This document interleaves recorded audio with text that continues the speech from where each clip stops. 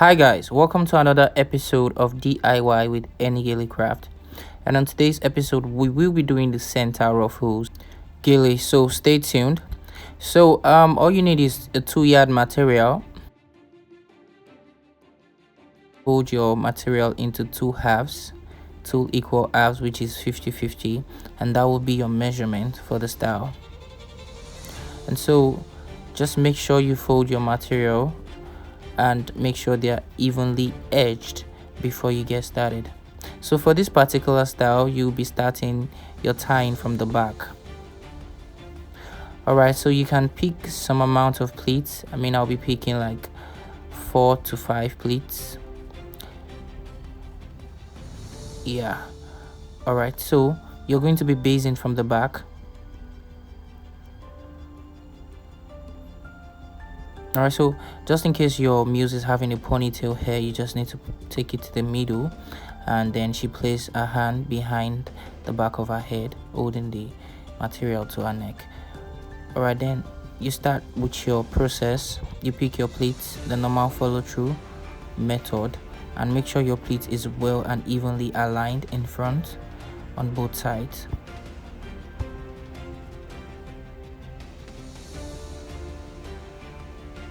Alright, so I'm arranging the second part.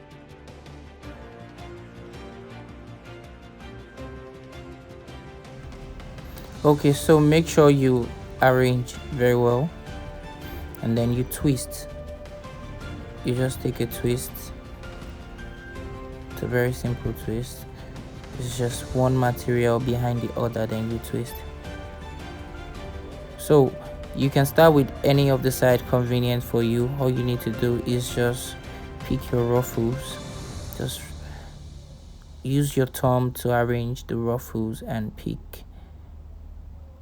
Then sometimes you might need to support with pin, but you need to make sure that you pick enough ruffles before you actually lay down with pin, so you don't have issues with increasing the size of your ruffles or making it look exactly the way you want it to look like. Alright, so I'm gonna use pin to hold down.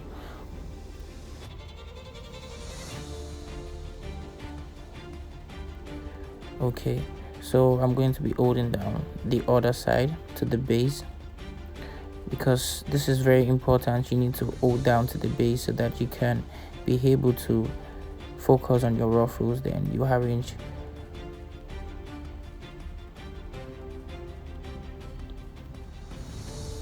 Alright, so just rough it up, and then you move to the second part of your gele.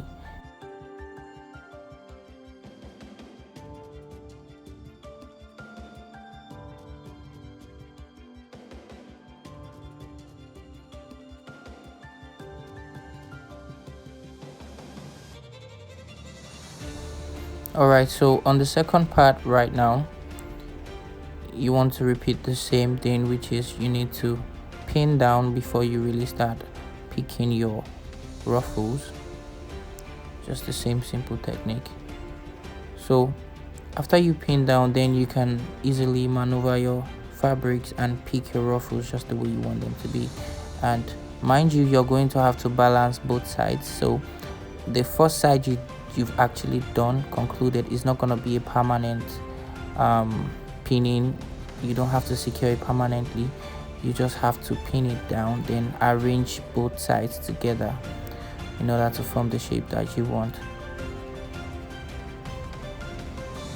Alright, so just carefully mold your fabric into what you want, how you want it to look like, and that's what brings out the beauty.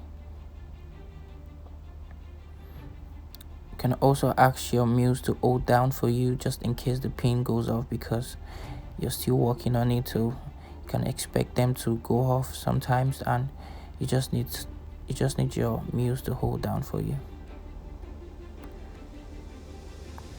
Alright, so she's holding the two sides for me so that I can lay down my ruffles and arrange and shape them into what I want it to look like. So that's what I'm doing now, just trying to shape them. Mind you, if you want it bigger, you can use a bigger fabric.